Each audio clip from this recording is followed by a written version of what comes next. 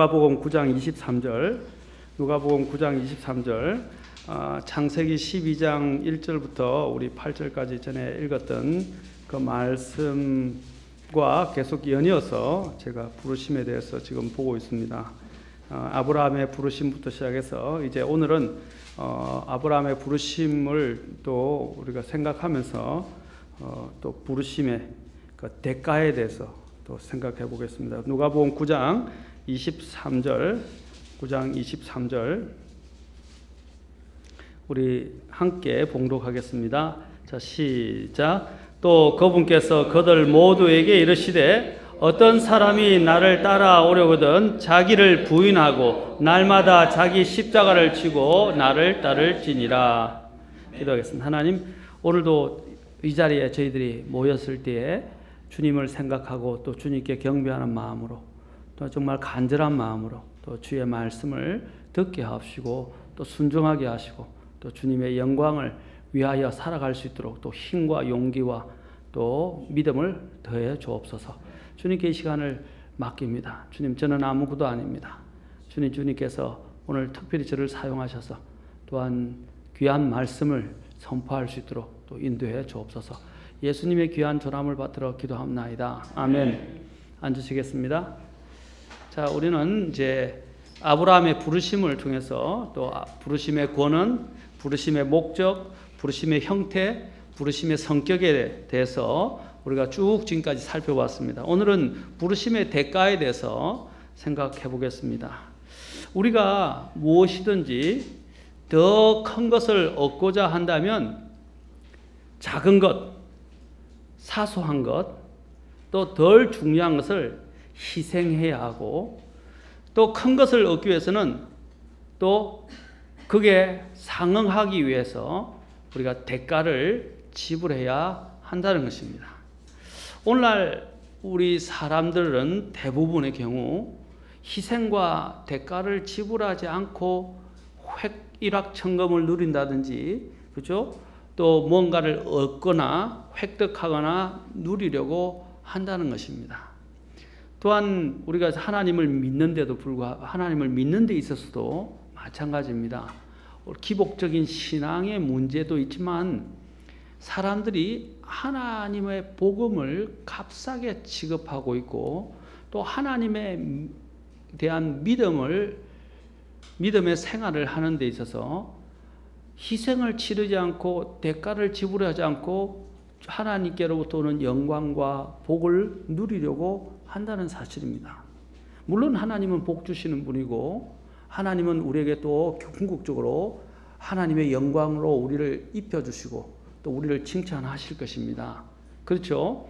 그렇다고 하지만은 그것이 그냥 값없이 그냥 주어진다고 해서 값없이 예수님을 통해서 우리에게 구원을 주셨다고 해서 그런 영광을 또 하나님께서 그냥 무조건 값없이 주시는 게 아니에요. 대가를 지불하라는 것입니다. 그런데 제가 이제 이 대가를 지불하는 것과 관련해서 성경적인 여러 가지를 보도록 하겠습니다. 먼저 우리가 지난번에 있었던 아브라함의 경우를 통해서 우리는 아브라함이 그가 하나님 앞에서 부르심을 받을 때 대가를 지불했습니다. 자신의 아비의 집을 떠나고 또 본토를 떠나야 했습니다. 여러분, 사람이 그래요. 자신이 늘 편하고 익숙하고 자신이 뿌리를 내렸고 또 자신이 더 잘 알고 있던 그런 상황들을 떠나서 또 새로운 곳에 또 미지의 새로운 곳으로 간다는 것은 쉬운 일이 아닙니다. 선교사의 일이 그래요. 또 늘 떠돌아다니면서 짐을 또 사야 되고 또 새로운 곳으로 가야 한다는 것들을 이런 것들은 참 힘든 일입니다. 여러분, 선교사들은 그렇죠? 하나님의 특별한 부르심에 따라서 움직이지만 쉬운 것이 아니에요. 지금 이 자이나 박사님도 사랑하는 가족과 보고 싶은 손주들도 많이 있는데 손주들을 놔두고 늘 짐을 꾸리고 또 가고 짐을 꾸리고 또 가고 그 다음에 이제 한국에 올 때도 자이나 박사님이 오실 때도 한국에 그 일을 위해서도 올 수도 있는데 가급적이면 이제 여러 다른 동아시아 지역에 다른 곳에 어떤 일을 같이 함께 만들어서 여기 들렸다가 저기 들렸다가 이렇게 한꺼번에 일을 하면 좋겠다고 하시더라고요. 나이가 이제 연세가 이제 우리나라로 하면 8인가 9인가 돼요. 많으신데도 불구하고 늘 짐을 싸고 여행하시고 다니시고 말씀 전하시고 또 토론하시고 또 모금하시고 또 공급해 주시고 그런 것들은 쉬운 일이 아닙니다. 자 보십시오. 싸게 사랑하는 가족들을 떠나보내고 놔두고 그렇죠? 같이 보낼 수 있는 편안한 시간을 가질 수도 있는데 불구하고 주님을 위해서 모든 걸 다 내려놓고 그러한 또 보고 싶은 또 하고 싶은 또 편안하고 싶었던 그런 모든 것을 내려놓고 불편함을 감수하고 또 하나님 앞에 드려지는 것입니다.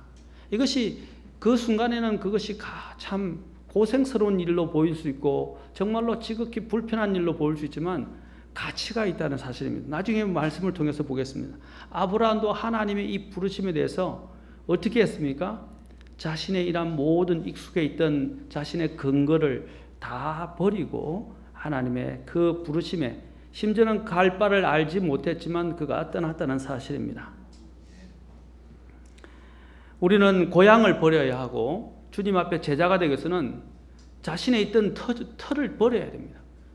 우리의 있던 가문과 우리가 갖고 있던 그 모든 것들을 저는 완전히 뭐 단절하라 이런 말이 아니라 우리의 마음에서부터 그것을 떠나보내야 됩니다. 그 다음에 우리의 친척도 떠나보내야 됩니다. 나중에 또 찾아보겠지만 좀 이따 찾아보겠지만 누가복음 14장 26절에서 33절을 보면 심지어는 사랑하는 가족들조차도 어떻게 했어요? 다 떠나보내야 됩니다. 쉬운 일이 아니에요. 우리의 가장 큰 발목을 잡는 문제가 뭐냐? 혈육의 문제입니다. 혈육의 문제. 아브라함이 하나님 앞에 가는데 반쪽 순종을 하고 아브라함의 부르심을 지연시켰던 문제가 뭐였습니까? 두 존재가 있어요. 아버지 하란의 문제와 조카 롯의 문제였어요. 아버지 데라의 문제, 죄송합니다. 데라가 죽을 때까지 아브라함은 더 전진할 수가 없었어요. 조카 롯을 해서 많은 여러 가지 영적인 문제들이 일어나게 되었어요. 가족의 문제는요, 우리의 이 주님 앞에 부르심을 받아 나가는 데서 가장 큰 저 말은 가족을 버리라 이런 말씀을 드린 게 아닙니다. 자꾸 제가 말씀을 드리면요, 그 중심을 생각 안 하고 제 말한 그것만 가지고 극단적으로 받아들이시는 분들이 많이 있더라고요. 그런데 또 제가 이 말의 톤이 좀 강하다 보니까 사람들이 더 극단적으로 받아들이더라고요. 제발 그렇게 안 하면 좋겠어요.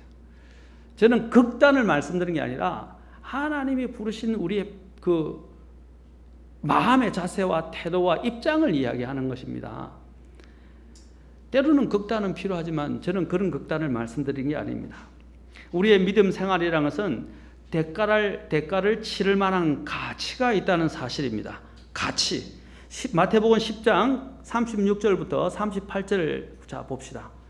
주님께서 믿음 생활할 때 대가를 지불해야 되면서 아까 말씀드린 혈육의 문제에 대해서 말씀하셨어요. 사람의 원수들이 그의 집안에 속한 자들이니라. 오늘 대표적으로 우리가 주님의 일을 하는 데 있어서 이 집안의 문제와 관련해서 가장 대표적으로 우리가 볼 수 있는 이런 현상들이 어디 있느냐, 그렇죠? 아이들의 교육 문제라든지 또 그렇죠, 부모님의 또한 이런 뭐 집안 행사라든지 이런 거 있으면 주님 앞에 드려야 될 부분들도 다 그냥 내다 던져버리고 가게 됩니다.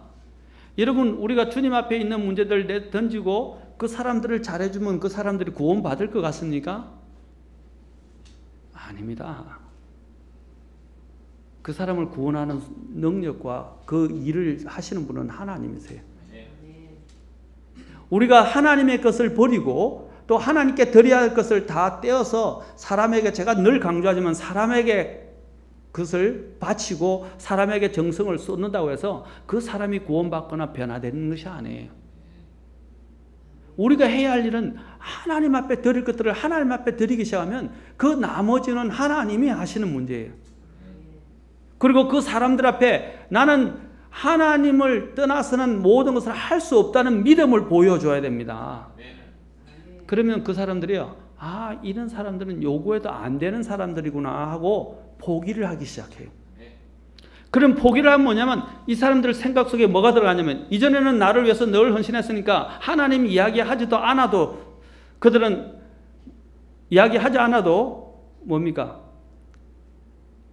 하나님 이야기를 하려고 하지를 않을 겁니다. 그들은요.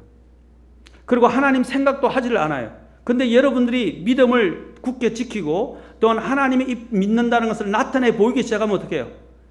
늘 그 사람들 생각 속에 뭐가냐면 하나님이 신경이 쓰이기 시작해요.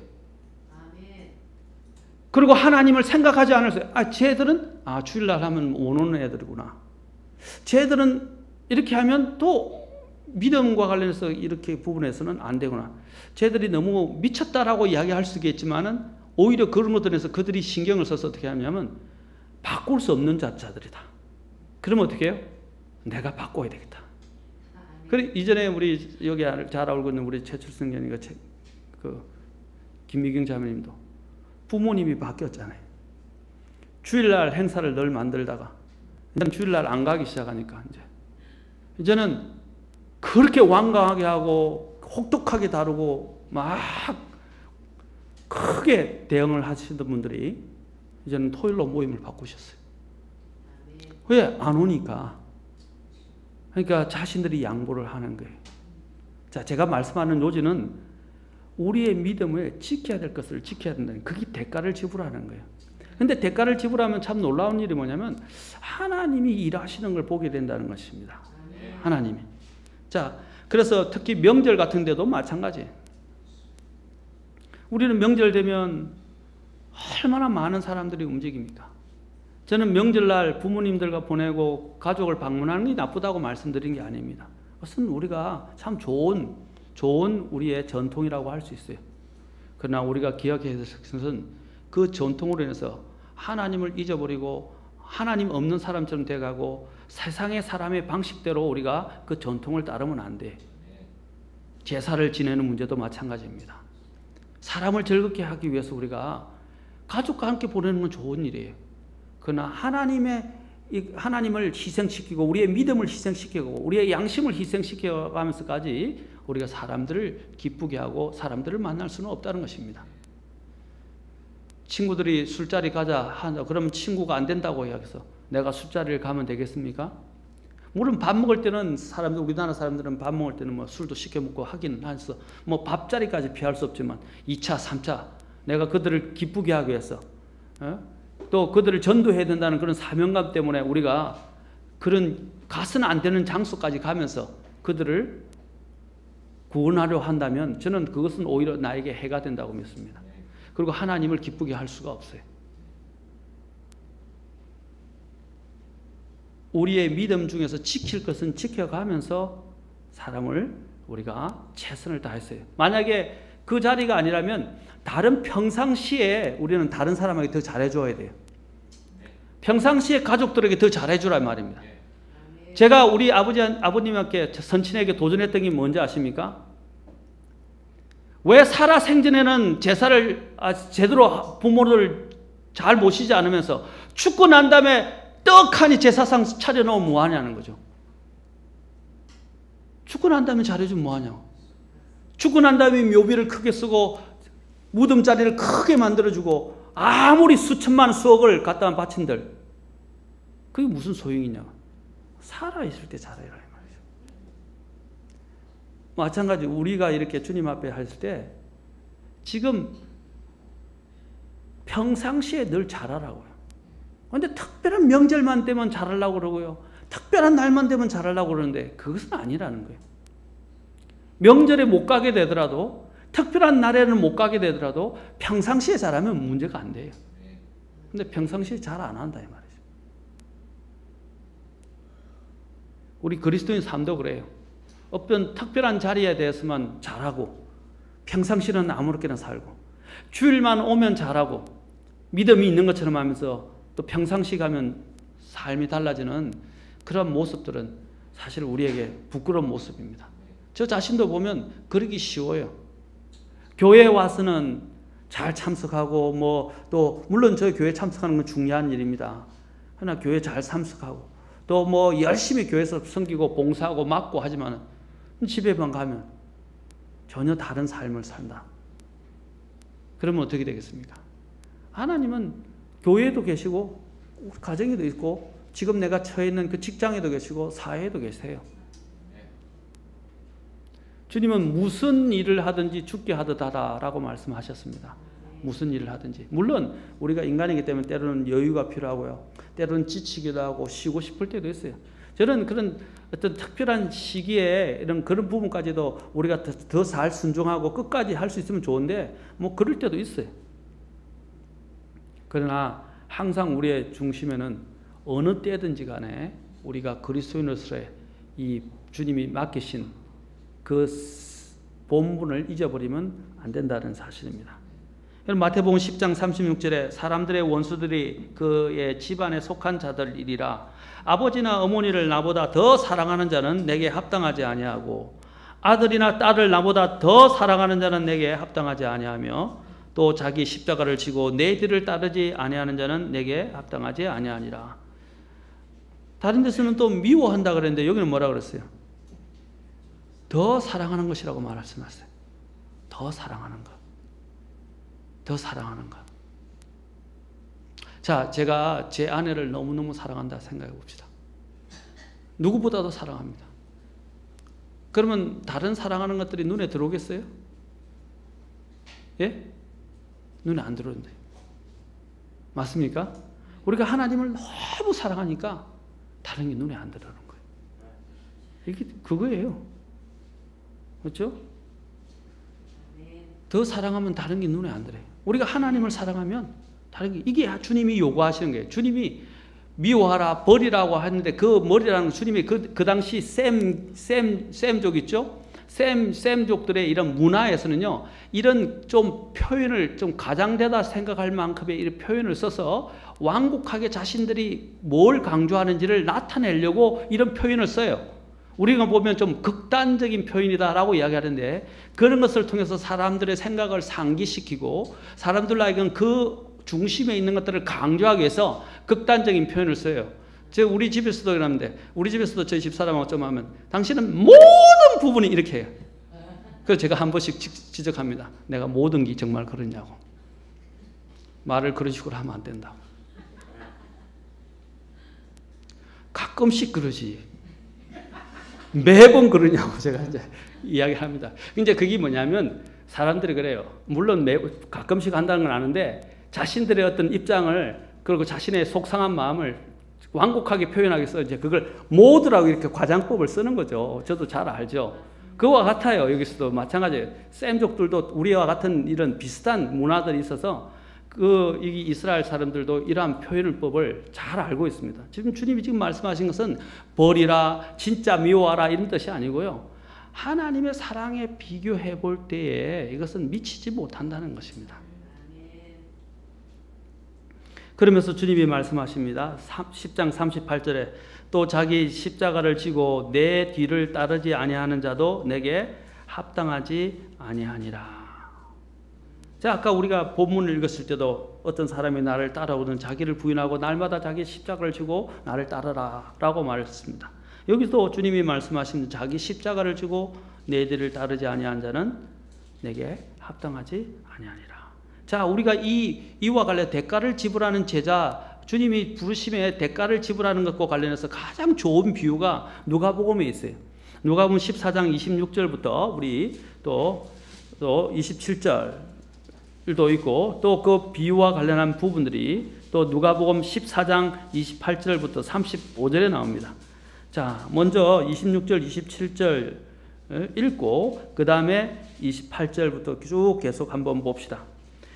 어떤 사람이 내게 오면서 자기 아버지나 어머니나 아내나 자녀나 형제나 자매나 참으로 자기 생명도 뭐라고 그랬어요? 여기도 아까는 더 사랑한다고 이야기했죠. 근데 여기는 미워한다고. 미워하지 아니하면 능히 내 제자가 되지 못하고. 이게 아까 그런 셈족들의 그런 표현 방법입니다.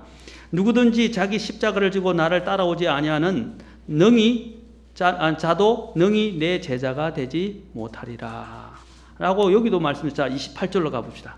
자, 주님께서 그러면서 그 경우들을 더 적절한 예화를 사용하셔서 지금 우리에게 말씀하신데, 자, 잘 보세요. 28절부터 너희 중에 누가 망대를 세우려 할 때 건축과 관련해서 이야기합니다. 건축. 망대를 세우려 할 때 자기가 가진 것이 그것을 완성하기에 충분한지 먼저 앉아서 그 비용을 계산하지 아니하겠느냐. 그렇게 하지 아니하여 그가 기초만 놓은 채 그것을 완성하지 못하면 그것을 보는 모든 자가 그를 조롱하기 시작하여 이르되 이 사람이 세우는 일을 시작하고 완성하지는 못하였도다 하리라. 우리가 유종의 미라고 그러잖아요. 그렇죠? 유종의 미. 믿음 생활도 마찬가지예요. 구원이 전부가 아니에요. 이제 구원을 시작했다면 뭡니까? 유종의 미를 거둬야 됩니다. 아멘? 그게 유종의 미를 대하기 위해서는 뭐예요? 대가를 지불해야 된다. 대가를. 여기 지금 보십시오. 건축할 때 뭘 계산한다고 했어요? 비용을 계산한다고 그랬죠. 자, 처음에 시작했는데 끝을 못 보는 이유가 뭡니까? 비용을 제대로 계산하지 않았기 때문입니다. 맞습니까? 근데 주님이 지금 뭘 말씀하세요? 우리의 구원도 마찬가지예요. 우리가 주님 앞에 나가는데 구원받은 게 끝이 아니에요. 우리가 이제는 그 제자로서 걸어가는 그 비용을 생각해야 한다는 것입니다. 그런데 나중에 그 비용과 관련해서 주님 나중에 다시 어떻게 보상할 것인가를 말씀해 주실 것입니다. 비용을 생각하라는 거죠. 그 다음에 30절부터 이르되 이 사람이 세우는 일을 시작하고 완성하지는 못하였다 하리라. 31절 또는 어떤 왕이 이제는 전쟁의 비유를 드십니다. 다른 왕과 전쟁을 하려 할 때에 자기를 치려고 2만 명을 거느리고 오는 자를 자기가 1만 명으로 당해 낼 수 있을지 먼저 앉아서 곰곰이 생각해 보지 아니하겠느냐. 만일 그렇게 할 수 없다면 다른 왕이 아직 멀리 있을 때 그가 사신단을 보내어 평화의 조건을 구하느니라.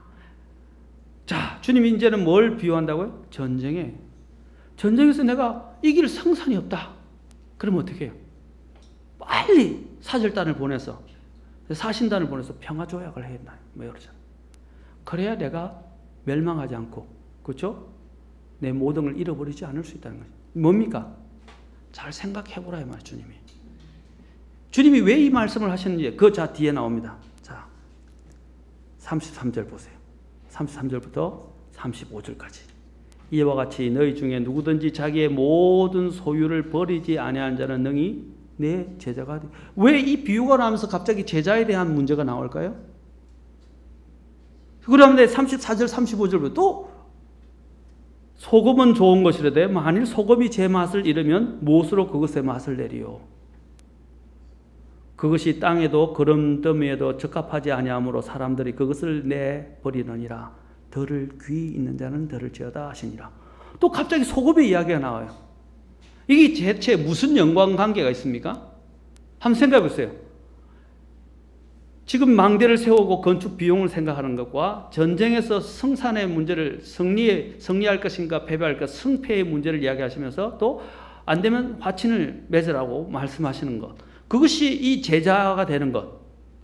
모든 소유를 버리고 주님의 제자가 되는 것. 소금의 제맛을 내는 것. 자, 이것과 무슨 연관관계가 있어요? 한번 생각해 보세요, 여러분.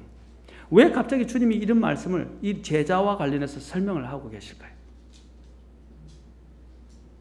여러분, 그러면 여러분 깊은 것을 얻을 수 있습니다.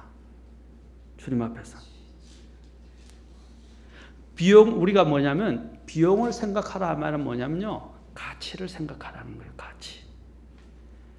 우리가 주님의 일을 할 수 있을 만한 가치가 있습니까, 없습니까? 있죠. 그 어떤 것보다도 가치가 있어요. 그러면 비용을 계산해 보면 뭡니까? 어떤 희생을 치르고라서도 건축을 할까요, 안 할까요? 어떤 이제 내가 해서 이것이 성산이 없다 그러면 모든 것을 빨리 접어버릴 거 아닙니까? 전쟁에서도 마찬가지로. 자, 여기서 전쟁할 때 사실 왕의 왕이 누구예요? 모든 주권을 가지고 있고 가장 강력한 왕이 누구예요? 하나님 아닙니까? 그 말은 뭐예요? 하나님과 화친을 맺어라 이 말이죠.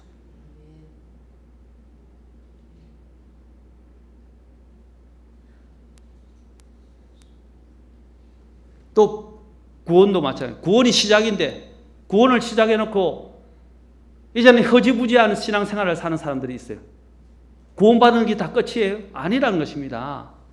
대가를 지불하라. 근데 대가를 지불하면 대가를 지불하고 난 다음에 망대가 세워지고 그것으로서 세워져서 얻게 될 이익이 더 크다는 거예요. 무슨 뜻이냐? 과감하게 비용을 생각하고 움직여야 되지만 그만큼 주님의 제자가 되는 것은요, 비용을 지불을 해야 하지만은 그 지불한 만큼의 이상의 것을 얻는다 이 말이죠. 그게 나중에 보상과 연결되어 있어요. 그것을 바라볼 줄 아는 사람이 되어 있는 말입니다. 눈을 가지라 말이에요. 주님께서 볼 수 뭐가 성산이 있는 것인지, 어느 것이 더 가치가 있는 것인지를 보라 이 말입니다. 여러분, 세상 사람들이 투자할 때 뭘 봅니까? 앞으로 있게 될 가치를 바라보지 않습니까? 특히 채권을 사는 사람들인데, 채권을 이게 무기명 채권 같은 것도 그래요. 여러분, 자동차 살 때 뭐 합니까? 채권을 사죠. 세금과 함께. 근데 채권을 사는데 우리는 지금 당장에 돈이 필요한 사람들은 어떻게 해요? 채권을 헐값에 팔아 넘깁니다. 근데 그거 꼭 가면 자동차 등록할 때 그 채권을 사기 위해서 채권을 사는 사람이 거기 있어요. 근데 그 사람들은 돈이 좀 여유가 있는 사람들인데 어떻게 하느냐? 당장의 이익 때문에 채권을 넘기는 사람에게서 채권 할인을 합니다. 할인해서 삽니다. 그러니까 한 70%, 뭐 80% 이렇게 사겠죠? 근데 기간이 되기 전에는 2, 3년이 기다려야 돼요. 2, 3년이 기다려야 채권이 채권값을 그대로 받든지 그 이상의 채권이 가치가 오르면 그것을 더 살 수 있어요. 그렇죠? 그런데 이 사람들은 어떻게 하냐면, 여유가 있는 사람들은 지금 당장 목돈이 필요한 사람에서 100만 원이라고 하면 70만 원에 돈을 주고 채권을 사와요. 2, 3년을 기다립니다. 그럼 얼마 하냐? 은행 이자보다 더 많은 형태로 어떻게 해요? 그 채권을 그들이 가지고 돈을 바꿀 수 있어요. 이해하시겠죠? 근데 그 사람들이 왜 그걸 합니까? 미래에 있게 될 가치를 보고 그 채권을 점유하고 있는 거예요. 소유하고 있는 거예요. 사서. 왜? 이익이 없다면 그런 일을 하겠어요? 안 하겠어요? 안 하죠. 그와 같이 우리가 지혜로워야 된다는 것입니다.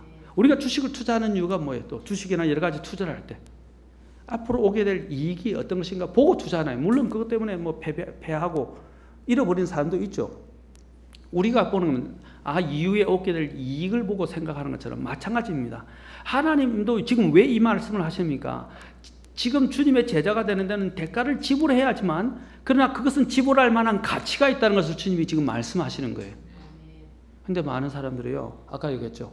당장 눈앞에 오는 것 때문에 사실 그것이 큰 돈은 아닌데도 불구하고 당장 현금화 시켜서 당장에 지금 어려움을 당하지 않게 해서 채권을 헐값에 넘겨버리는 것 같다는 거죠. 그게 누가 한 짓이에요? S가 한 짓이에요. S가. 당장에 눈앞에 있는 팥죽 한 그릇 때문에 뭘 팔아버렸습니까? 장자권을 팔아버렸지 않습니까? 얼마나 소중한 걸 영적인 것을 팔아버렸다 이 말이에요. 오늘 수많은 그리스도인들이 삶을 살면서 이 대가를 지불하지 않고 지금 현재의 삶 때문에, 지금 현재에 있는 자신의 어떤 이익적인 문제와 자신의 안위와 편리함 때문에 어떻게 해요? 영원한 것을 그냥 팔아넘겨버린다는 말이죠.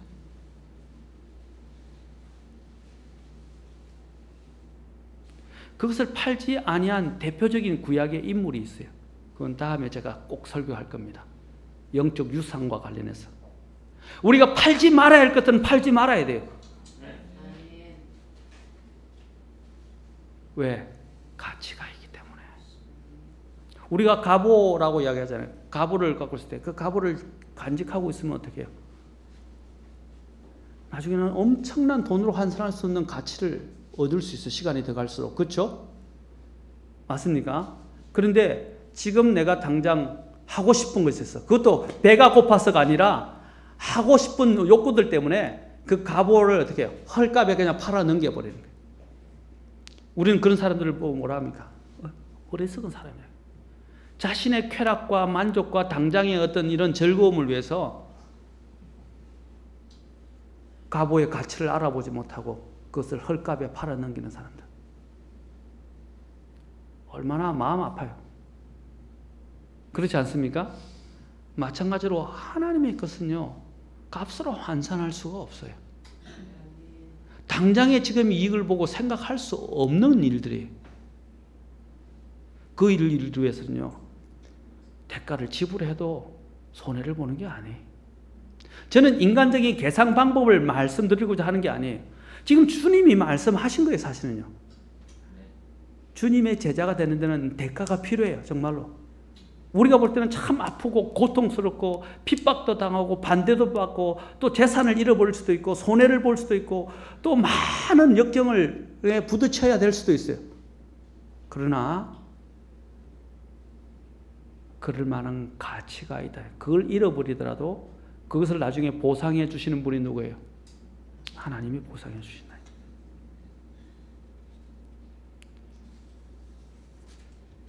그 가치를 모르고 지금 제자들을 희생시키는 사람을 주님 뭐라고 그랬습니까? 소금은 좋은 것이로되 만일 소금이 제 맛을 잃으면 무엇으로 그것의 맛을 내려요? 제자가 희생을 치르지 않는 제자는요, 소금으로서의 역할을 못하는 겁니다. 맛을 잃는 거예요. 근데 우리 요즘 그리스도인들 보면 그리스도인들이 정말 희생을 안 하려고 그래요. 대가를 지불하지 않으려고 그래요. 어려운 일은 안 하려고 그래요. 구전 일은 안 하려고 그래요. 오늘날 우리나라 사회적 현상이 뭐예요? 3D. 그리고 외국인 노동자들이 들어왔잖아요. 그거는 미국뿐 아니라 우리나라 이제 선진국화 되는 사람, 옛날에 저희들이 사는 시대는 온갖 구전 일 다 했어요. 맞습니까? 그리고 아랑곳하지 않고 정말 신실하게 충실하게 일을 했었어요. 뼈가 부서지고 으스러지도록 일을 했어요. 그런데 요즘은 어때요? 젊은이들이 조금만 힘들면 안 하려고 그래요. 굳은 일은 안 하려고 그래요. 쉬운 일만 하려고 그래요. 왜 그렇습니까? 그 가치를 모르고 살기 때문에. 주님은 우리 그리스도인들이 이런 제자도를 정말로 이해한다면, 주님이 어떤 분인지를 알고 주님을 따르는 것이 얼마나 고견하고 가치가 있는 것이라는 것을 안다면, 고귀하고 우리는 그 주님을 섬기는 일, 주님을 따르는 일, 그것을 결코 다른 어떤 것과 바꾸지 않을 것이라는 것입니다.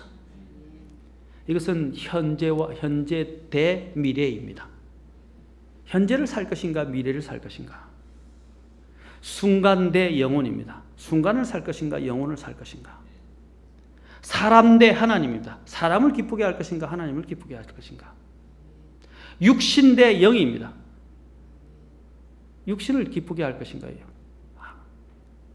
영을 따라서 할 것인가. 누가복음 9장 23절 읽고 마치겠습니다. 9장 23절.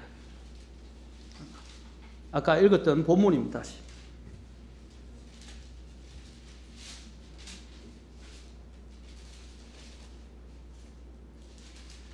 같이 읽읍시다. 시작. 어떤 사람이 나를 따라오려거든 자기를 부인하고 날마다 자기 십자가를 지고 나를 따를지니라.